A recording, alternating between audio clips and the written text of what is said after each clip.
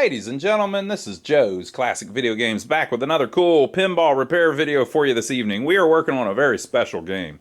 This is a 1948 United Blue Skies. This is from the early years of pinball machines. It's a wood rail, and it's an early wood rail. We did a video already about figuring this thing out where we took it apart and looked at some stuff, and it doesn't work. So we're going to try to fix it in this video. So if you didn't see the previous video, you might want to check that out. This is from 1948, which was the year that they figured out about flippers. So the game has buttons on the side for flippers, but this company at least, United, had not figured out where to put the flippers yet. So they put the flippers up here. Now, that may sound ridiculous now, but at the time, this stuff was not standardized, you know. They were learning. This is one of the machines from the year that flippers came to the earth. I think the first one was actually in late 47, but in 48 all of the companies kind of got with it. So United had flippers on their games now, but they put them up here. And when you hit the button, both flippers flipped at the same time.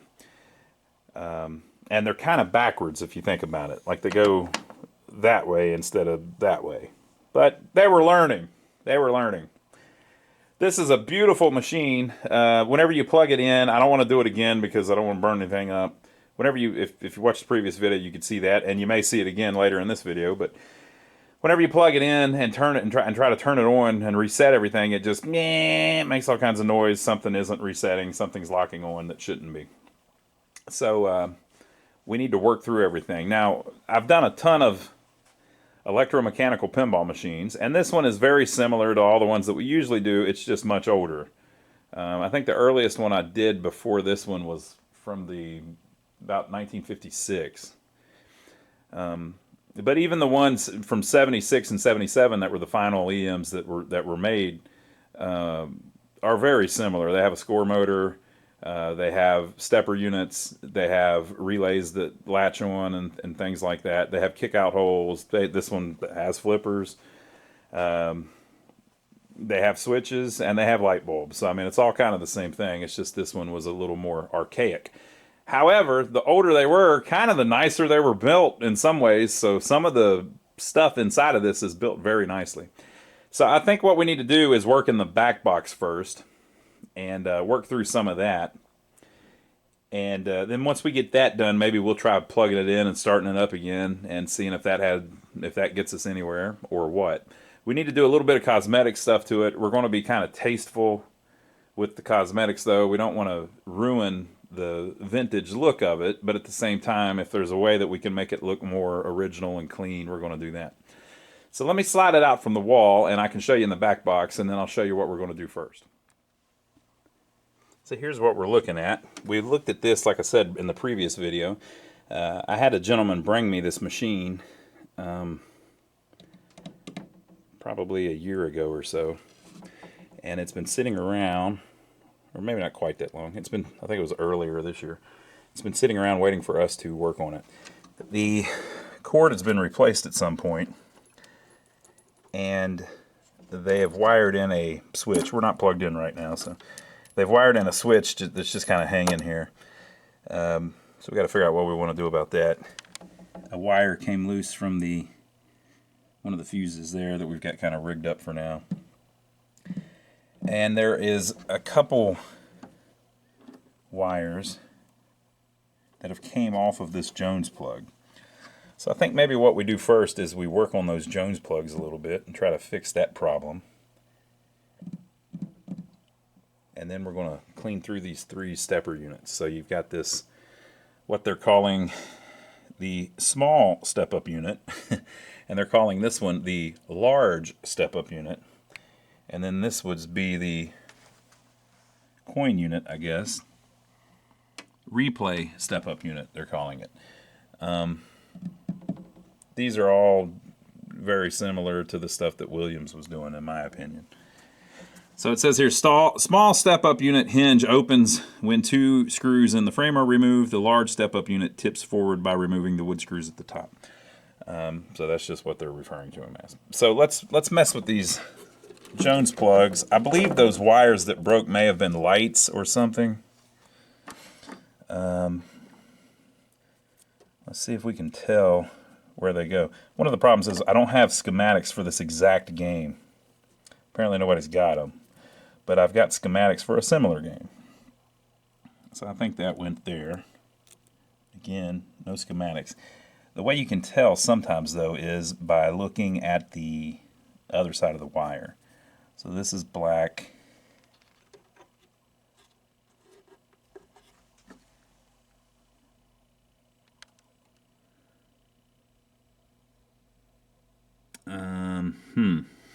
So this we have wedged in here because that's both broke. But I'm wondering if originally that went there and this went there. If you had it like that, and if this went here, it would connect to that wire, which is the same color. What do you think? I think that may be. Now what is this wire?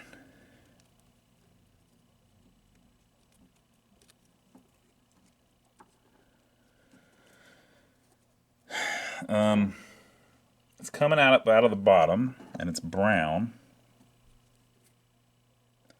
So it would have been on the Jones plug too, because the whole purpose of these is so that you can separate everything. They've hacked in this power cord though, and I don't know if that has anything to do with it. Did you see how that one was looped around and out of the way? So maybe they did that on purpose. Let's see if we can get any more clues by looking at this. So all of those are populated except the top two. And the top one does look like at some point it had a wire on it. So you would have to assume that maybe this one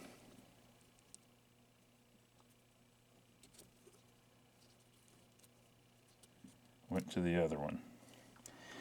So if it did,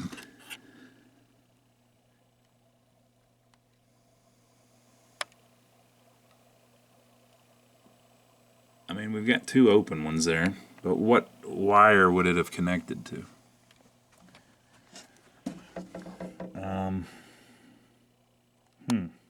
Maybe we would find the other side of this, and that would give us a clue as to what it needs to connect to. We're going to figure it out. Don't worry about it. So these wires are very similar to this wire. Could it be? I think we're right about our black wire. Comes in here, comes out of here. No. So the power from the AC power comes in here and runs through there, and it says line 115 volt on the tag. So the AC power comes in here, goes across the fuse holder, is soldered here, and runs the transformer. We already had it doing that. And then if this was over here, then the AC voltage would run through here. Maybe, here's the transformer voltage coming out through here. It says 8 volt line, and this one says Coil's 30 volt. I think it says 30 volt line, but they're running through here. So what is going to be coming down this line if we were here? Alright, so let me pull up my schematics that I've got of the wrong machine and see if that'll give us any kind of clue. I didn't get to the schematics yet. So one side of the wire is coming in, going through a switch, and then running to this fuse. The other side of the wire comes in, and this is a replacement wire, and goes to this little jumper for normal and low line. And then there is a wire soldered on that looks like it's probably original that would actually reach over to there. If you went through there, sorry about the camera work. If that was like that, so that could be. So let's look on the schematics, see if we can figure it out. If on the schematics it shows a wire going to this jumper and then a separate wire coming off, that may give us a clue on it. So that's our first little issue we've got to figure out. All right, so these are the schematics from United's 1948 Paradise, which would have been a machine that came out just before this one, maybe a couple months before this one, the one that we're working on. And we're right here at the beginning. Here is the plug that comes in. And so it's showing you that one line runs in and runs through a fuse. That's exactly what ours is doing. And then when it gets to the other side of the fuse, there is a blue line. To me, it looks black because that's what 80 years has done to it. 75 years has done to it. No, more than that. How many years? 75, I think. Yeah, 75. So after it goes through the fuse, the blue wire connects to the transformer. That's what we've figured out. And then there is one that runs down here to the reset coil. So I'm assuming that the reset coil is in the bottom of the machine, and so that would be correct. So it connects to off of the fuse to the transformer, and then through the Jones plug that they never show on these schematics. Like no pinball machine ever shows the Jones plugs really, or the ones through the head at least. And then it goes to the reset coil. So we're going to open it up and see if the reset coil has the the blue line running to one side of it. Okay, and so then the other side is the line comes in, right, and eventually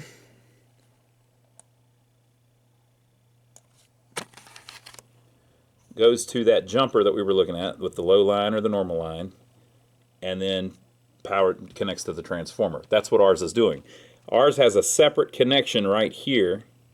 So no matter where you put the jumper, that connection stays with it. So in other words, the schematics are not always drawn exactly how the physical connections are. They're just drawn how the electrical connections are, right? So there is something connected to this line. Where does it go? Well, if you go back up, they're calling that the purple line, and it does kind of look purple. There is a extra wire on that line that connects to this switch. This says CWE start relay. So I believe that would mean connected when energized. Connected when energized start relay. Switch, right? So this CWE is written all over these. I haven't really, I haven't seen that before on schematics, but these are older ones, and they're made by United, which is a different company than I've worked on. So that would probably, the start relay would probably also be down in the bottom of the cabinet. So the purple wire should go through that, and that would make, whenever the start relay pulls in, it would connect that wire to the blue wire, which they probably shouldn't use that color, but, and then if the master, or the motor reset switch is closed, then you would then have power on both sides of this coil, which is the reset coil, and that would start resetting the game. So with those two wires broke, I don't think it'll do anything, because you would never get the reset coil to come on. So that's your problem. So we need to get those two wires. But what I'm going to do is, let's open up the Playfield and just double check my logic here and make sure that the blue line seems to go down to the reset coil, and then make sure that the purple line seems to go to the connected when energized switch on the start relay. If that's true, then we will permanently wire those back into the Jones plugs where they should be. These are the schematics from United's 1948 Serenade, which seems to be identical in that part. So I think we've about got it figured out. These machines that we're using the wrong schematics from, it's because I can't find anybody that even has a copy of these the schematics for this game, Blue Skies. And also, the games are all very similar back then. So they may have some bumpers in slightly different places and stuff, but the flippers are in the exact same spot. The lights in the back box are the same lights, et cetera, et cetera. So they're very, very similar. And the beginning part of the schematics would probably be identical, and so far they are. I've got one more to check. So these are the schematics from United's 1949 Oklahoma pinball machine, which have been redrawn by somebody. They did a really good job. And it looks like the only difference is on this one they have added, by that time, an outlet inside of it so you could plug in a soldering iron or something. But the other parts of it are exactly the same. So I think we've about got it figured out. So let's see if we can find those wires in the bottom of the cabinet. The reason I'm being so cautious about it is because I don't have the schematics, and I haven't really worked on one this old, so I want to make sure I don't fry up a bunch of crap. So inside the game, it has this little label. Danger, 115 volts used only in 3 places on the playboard. Now this is exactly what we were looking for. The switch on the starting relay, we just figured out about that. The switch on the motor unit, we just saw that. And the reset bank coil. So that's exactly the 3 things that we just identified that those wires would be running to. Switches and coils are identified by red paint.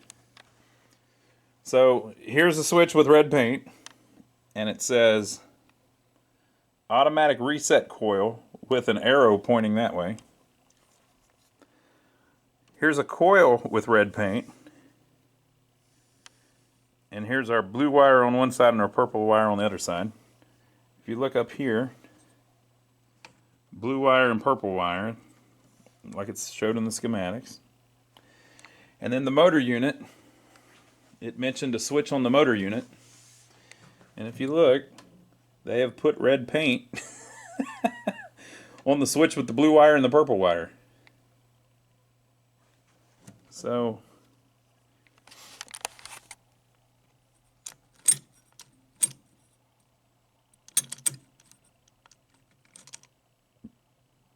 when it rolls over that little thing, it's going to close that,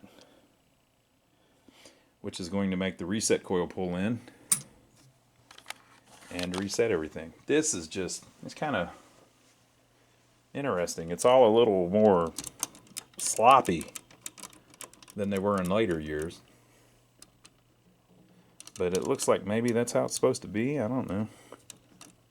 Look how this moves. But it's just mounted with one thing. And when it pulls in, the whole thing moves, but it looks like it's designed that way. So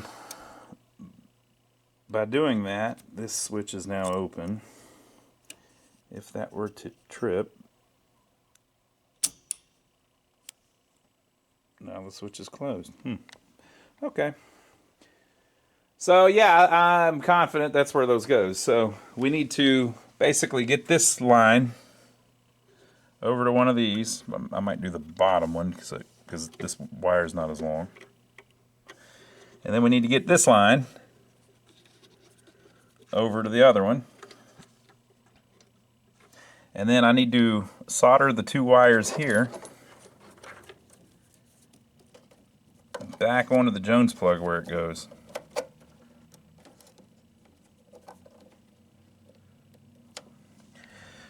So I think we figured out where everything goes. Okay, so the wires kind of cover it, but I have firmly attached both of the wires where they go. I have put that one back on the fuse where it should go. The jumper I put behind those so it's out of the way, and then I put it on the low line condition, which is going to basically give everything a little more pep.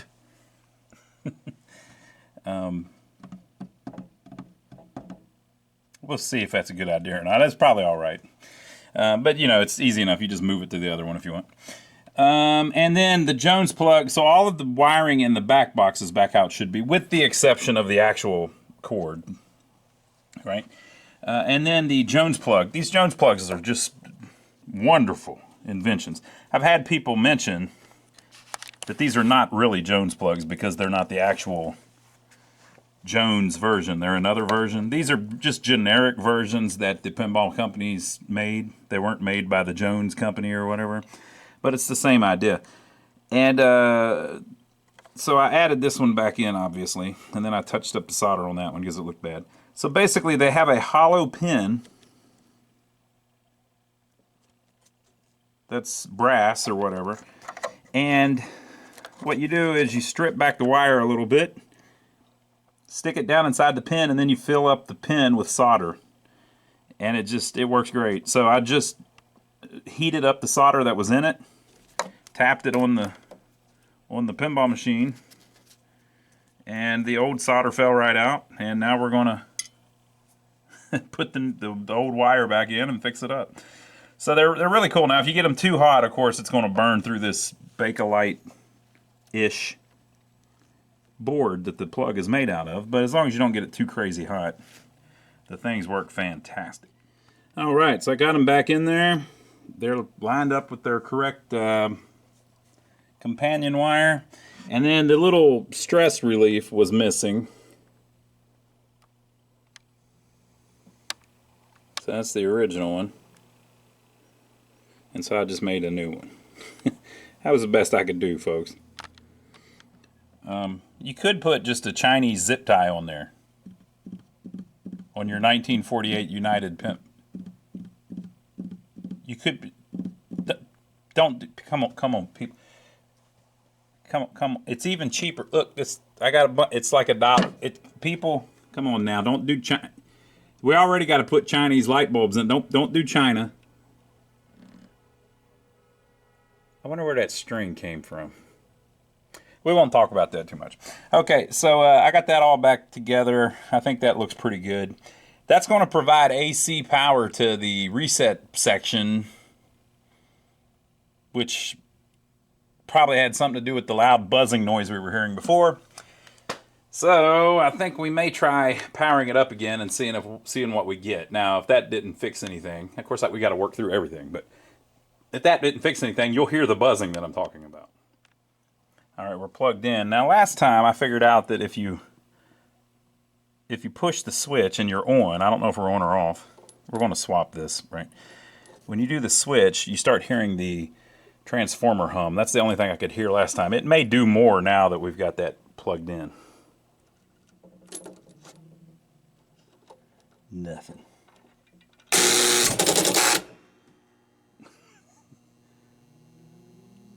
Whew! Electro Boom says, hey. Well, there you go. She has rejoined the living. Oh, I don't like that. Something's changing. Okay, so, yeah, it booted up. Let's turn it back on. Maybe see if we can figure out what is going on. Okay, now it's sitting because we're not in gameplay. I think before we were in, the last time I tried to mess with it, I tried to reset it. And so I think part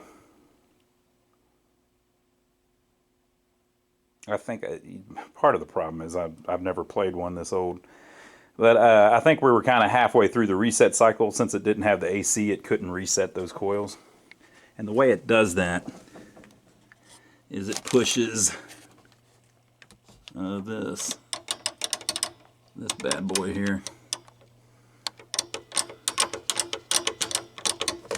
So you push this. Okay, so I'm going to do it again, and then I'm going to try to turn it off real quick if anything crazy happens. So the game's sitting there. No one is playing it.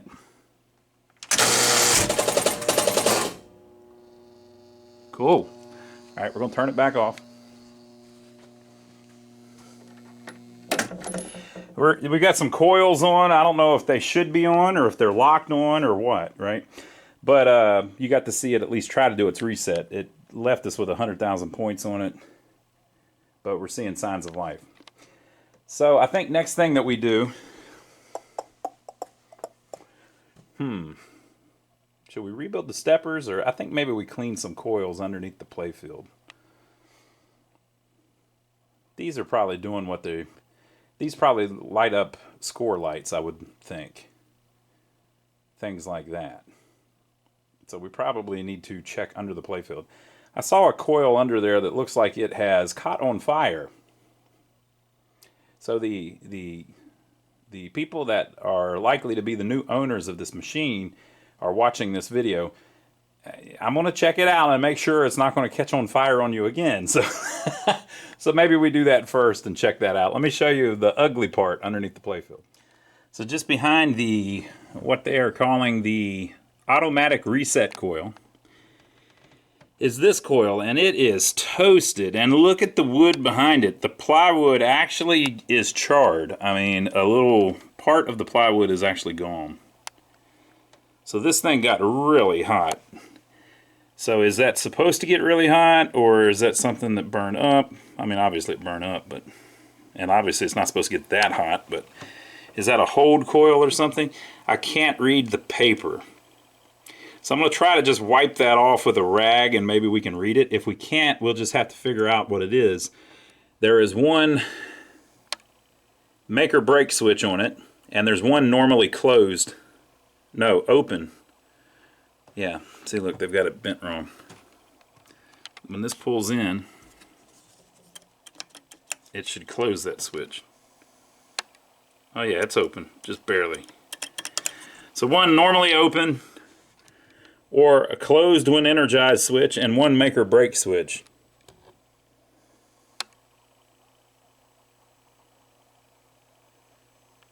Black and white.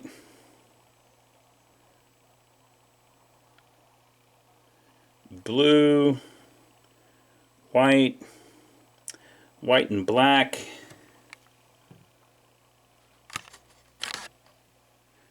and that's it. Okay, so we can look through the schematics and find it, and just see what coil that is, why that would be on. Is that something stuck somewhere? Is that like a hold coil that's on the whole time you're playing? What is that? All right, so we're back to our Serenade schematics, which I was wrong. That this wasn't before Blue Skies. This was just after Blue Skies. So this is probably really similar to what's in this machine. And I looked at a few more of the schematics, and they're all about the same around this part for a couple years there for United. So that coil is the lock relay, which makes sense. The lock relay holds on the entire time that the game is on. So some people in the past, on certain games, you can just take this out and just wedge the switch closed all the time. So the switch on this one that it keeps on is the, it basically, it keeps on the start relay, I believe, or whatever. But it's basically keeping all the lights on. Okay, so without it, you would lose that. You could just take that off and just permanently connect that switch together. But the problem is, if you did that, you wouldn't be able to turn off the game. But when you turn off the game, it doesn't turn off everything on the game. So it's just kind of how they did it. So here is the off switch, which apparently is in the front. There's a switch on the bottom. I didn't know what it was, but that's it. If you press that switch, it kills power to the lock relay. Okay. At the same time, it sends power to the tilt relay. So it makes the game tilt by pressing the switch on the front. So closed when energized tilt relay. Whenever it tilts, it's going to light up the tilt light. But since you also killed the hold relay, the lock relay, it's going to open this, which is going to kill all the power to all of the lights. But the thing is, the transformer will still be powered. All of this will still be powered. So you've still got the transformer on, you just don't have the lights on. And that's just how they designed the thing back in the day. So I think what I'll do is I'll get the thing functioning as it originally was, and then we may put a power switch on the actual line coming into the game or something. We could just extend that one switch, those lines up to the front of the game, and put an on-off switch up there too. I haven't decided the cleanest way to do that yet, or what. Other people, I hate reinventing the wheel, you know what I mean? So my instinct usually is to go back to however the schematic has it. And then if someone has figured out a better way to put the on-off switch on there, I like researching it and figure out what other people have figured out, instead of just trying to come up with your own solution. All you have to do is put an on-off switch somewhere in this line. So we'll think about that. But I need another lock coil. It tells you on here what the part number is.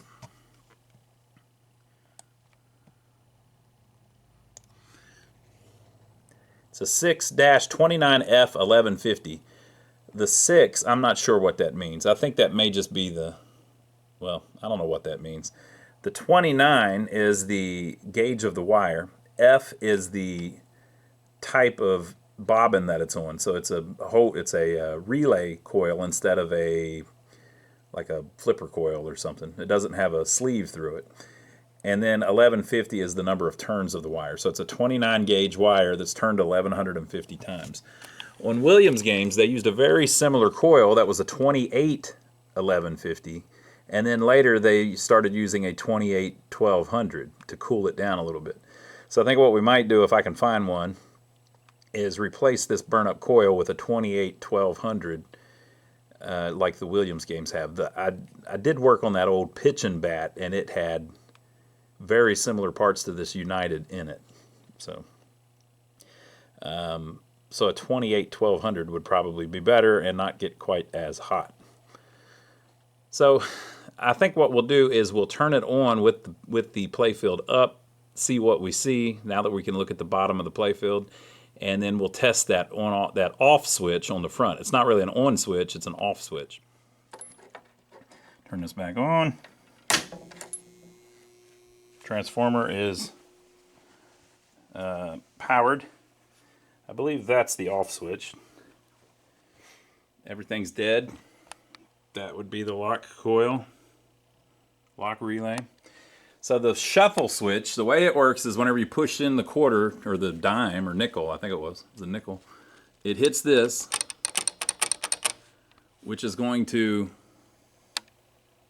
move this little thing, which is going to allow this to open and close that one, right? And it's going to make a bunch of noise, so watch your ears.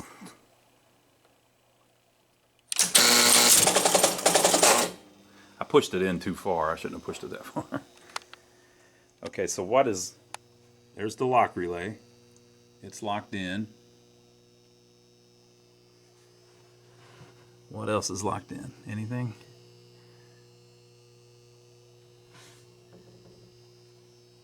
So what are we hearing?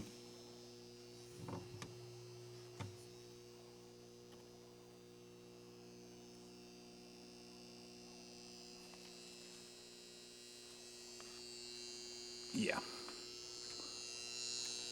So that gate has opened. Or has it? Yeah. That gate has opened to allow the balls to pass out. And maybe there's a switch they hit or something. Or maybe that just stays like that.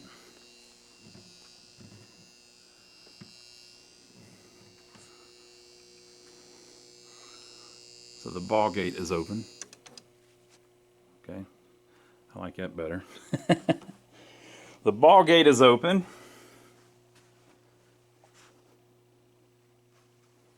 Do you wanna? You know you wanna. Oh, and by the way, that little nut was loose. That's why the flipper was loose on the top. So they're not loose anymore. But let's see if it'll flip.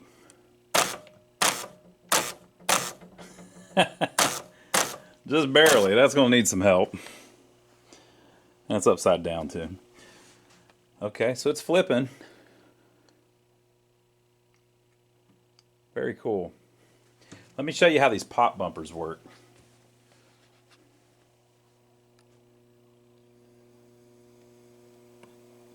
Okay, there is a wire that is attached to that little pin that is in the center of the pop bumper.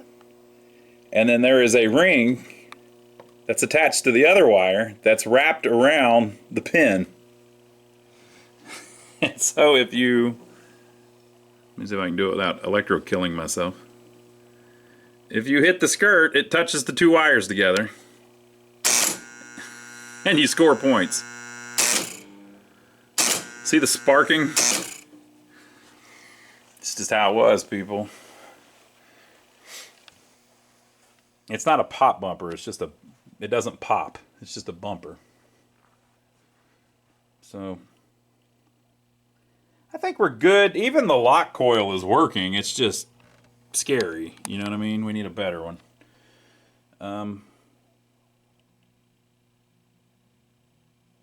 So I think we're cool. Let me see about this ball gate. Oh yeah, so it's off now. Maybe when I scored a point, it turned it off. Let's look that up just so I know. It was just hanging down because we've got the Playfield back. So let's look up the ball gate coil and see what turns that on and then what turns that off. It may be as soon as you score a point, it turns that off. Okay, so when the start relay pulls in, it closes this switch, which is closed when energized, which will send power this way and turn on the ball release gate. And again, this is on a Serenade. I assume it's the same. The ball release gate is going to stay energized as long as this open when energized bumper interlock relay is still closed. So an interlock relay means that it will stay locked. It will, so like if it trips, it stays tripped. So that's probably on that big bar on the side, but let's see if we can find it on the schematics. All right, on this Serenade, this is really interesting. Look at all the trouble they went through for all of this. Well, I guess they didn't really, but there's all these little switches on the Playfield. The number one, and this is again on a Serenade. It's not on the specific one, but this one's very similar. So there's the number 1 hole switch, the number 2 hole switch, the number 3 hole switch, the number 4 hole switch.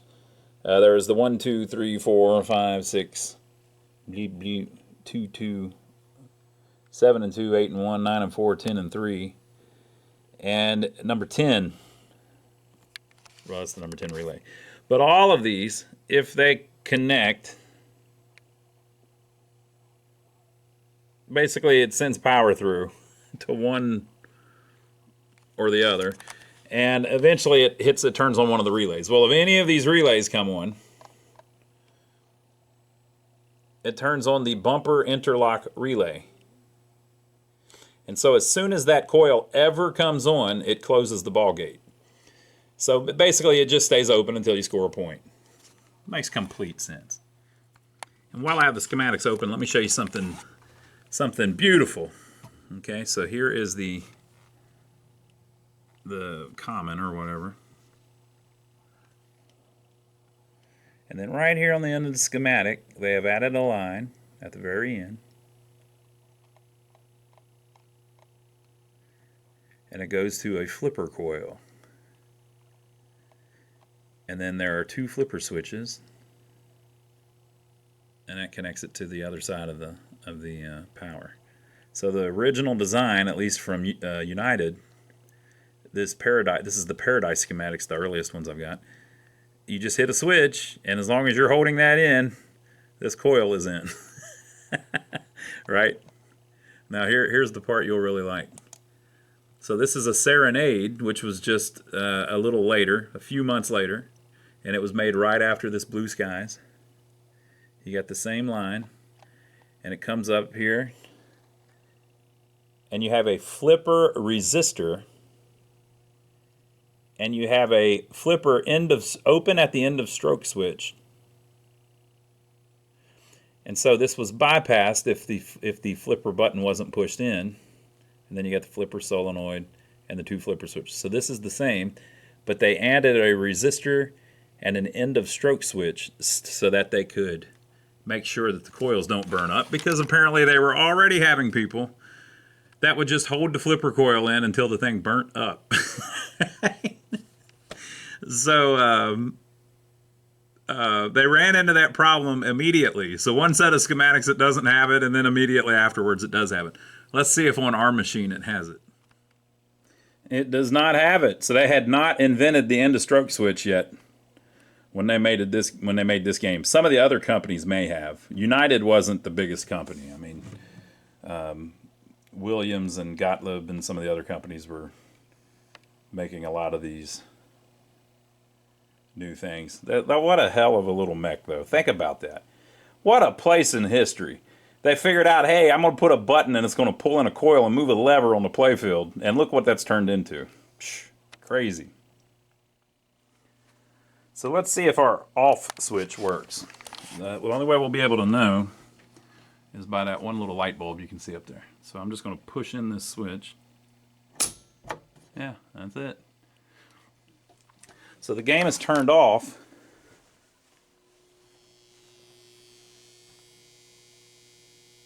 But the transformer is still powered.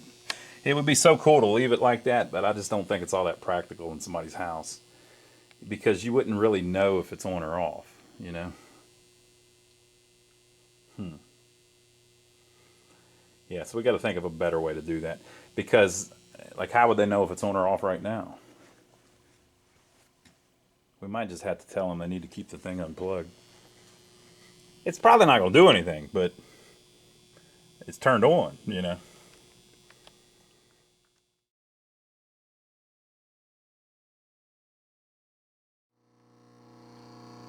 Whew.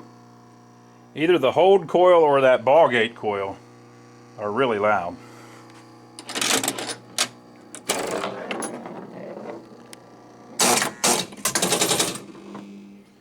It was the ball gate coil. So it's kind of doing its thing. I was concerned that it wouldn't light up that good, but it really does. It's got a lot of lights on it. Now that's the hold coil, I believe.